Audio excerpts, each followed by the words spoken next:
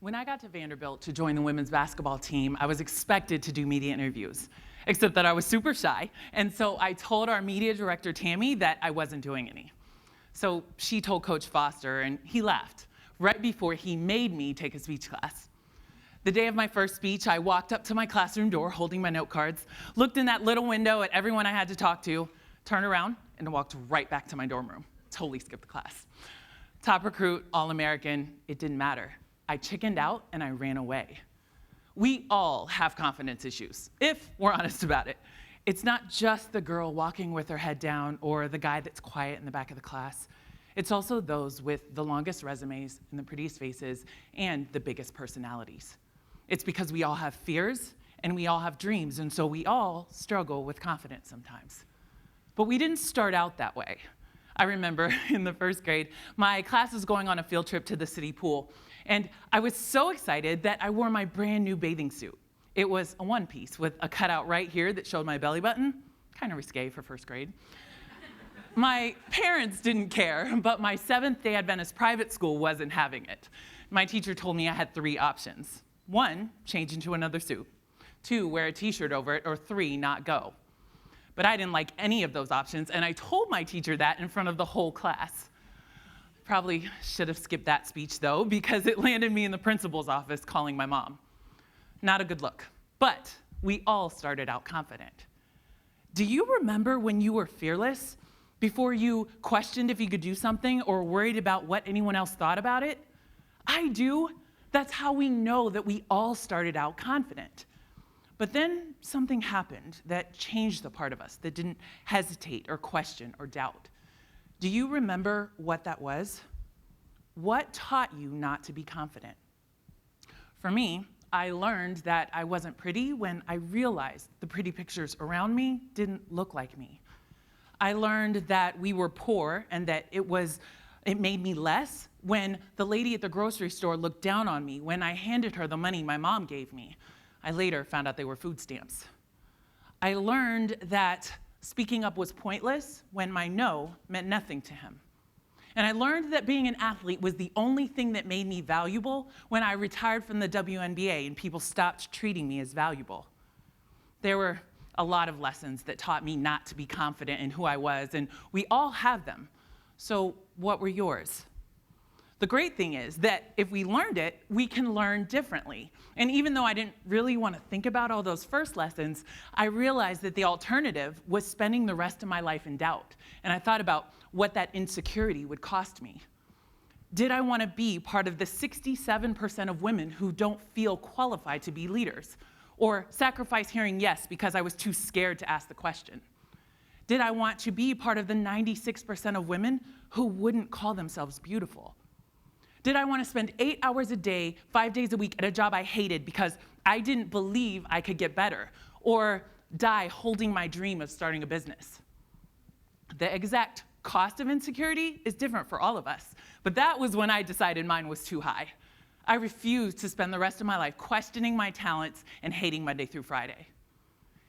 And the day came where the risk to remain tight in the bud was more painful than the risk it took to blossom. Anais Nin said that. And we all have that moment in life where we decide to go for it in some area. From there, we need to sustain that decision by relearning how to be confident. And like all good learning, it starts with asking the right questions. Simon T. Bailey, author of Shift Your Brilliance, said that the quality of your questions exhibits the quality of your thinking and determines the quality of your answers. Rebuilding your confidence is a question and answer process you go through with yourself. You ask yourself the right questions, listen to your answers, and then take intentional action based on what they are. Ask, listen, act. And so today, I'm going to go through 7 questions that helped me and will help you too. So question number 1 has to do with your relationship with fear.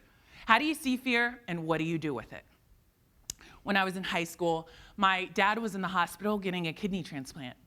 I drove 45 minutes to go see him and then sat in the car because I was too scared to go in and see him like that.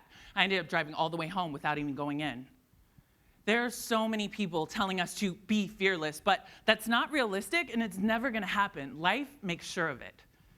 What matters more in the confidence building process is not how much fear you feel, but what you do with it when you feel it.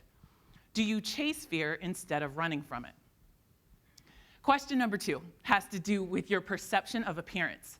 How do your thoughts and feelings about your looks impact what you do? So I'm 6'6" when I don't wear heels. And I hated being tall for the longest. I was bullied a ton and my confidence was shot because of it. It wasn't until I learned to embrace my height and really see the value in it that I could start to build confidence in who I was as a person.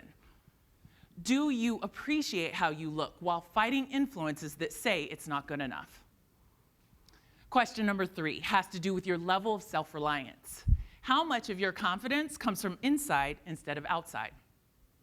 Last month, I cut my hair, and this guy, when I posted a picture on Instagram, this guy commented on it, and he said, "Please don't cut your hair. I don't like seeing you like that." Now, before I would have been like, "Oh my gosh, should I get a new weave?" But now, I was like, did I ask you? Does your confidence come from who you are instead of what you do, who you're with, or what anybody else says about it? Question number 4 has to do with your applied work ethic. If how hard you work was the only factor in your success, would you bet on yourself? My first league game freshman year, the girl I was guarding threw me on the ground, stepped over me, and said, "Welcome to the SEC, freshman." I was like, oh my gosh, how rude. There was so many times I wanted to quit and run right back to the West Coast. But instead, I got in the gym every single day after practice, and I worked to make sure I got what I wanted. Are you willing to step up your work to build your confidence? Question number 5 has to do with your discernment in relationships.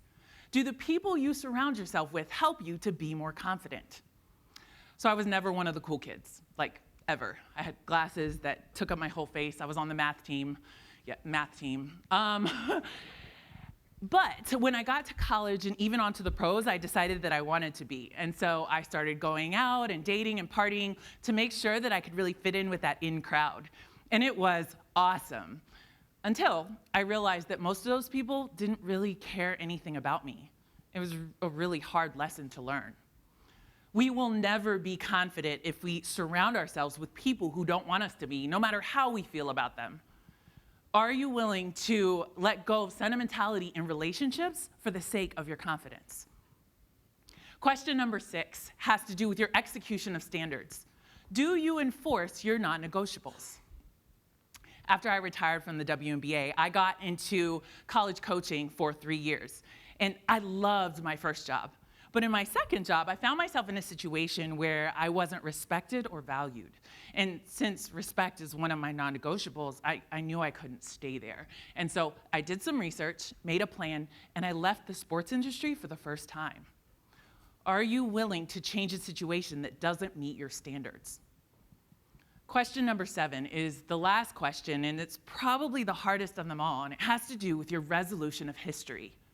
How are your past experiences impacting your present view?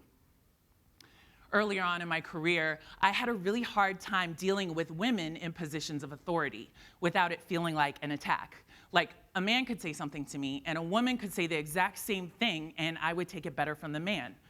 And I could trace it all the way back to my difficult relationship with my mom. It was something that I really had to address and work on. But it's not just me. Too many of us are walking around seeing the world through the lenses of our past experiences, not realizing how it's changing our view. It's limiting our opportunities and our ability to be confident in every situation. Are you willing to examine your view to build your confidence? Rebuilding your confidence is about asking yourself these questions, listening to your answers, and then taking intentional action based on what they are. Ask, listen, act.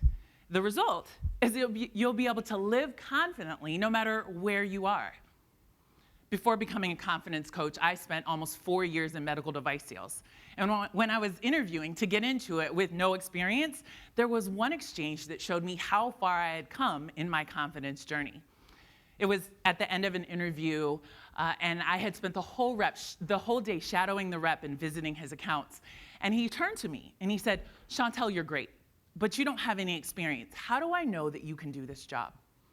And I looked at him and I said, Tom, when I was coming out of high school, one of the few coaches who didn't recruit me was the legendary Pat Summitt from Tennessee, rest in peace. And so when I got to Vanderbilt, it was my goal to make Pat wish she had recruited me every single time we played. And at the end of 4 years, she said I was one of the best she'd ever seen. Tom, I can count on my hands the amount of people who have not believed in me, and I've proven every single one of them wrong. So just let me know if I should add you to that list. He offered me the job shortly after. I want to leave you with 3 things. Number 1, confidence is a skill. You can build it, and when you do, it will change everything in your life. Number 2, you will be paying the cost of insecurity until you intentionally focus on building your confidence. And number 3, you have everything you need to get everything you need, including confidence, especially confidence, because you started out that way. It's about asking yourself, listening to yourself, and taking intentional action to get back to the person you were created to be. Thank you, and God bless.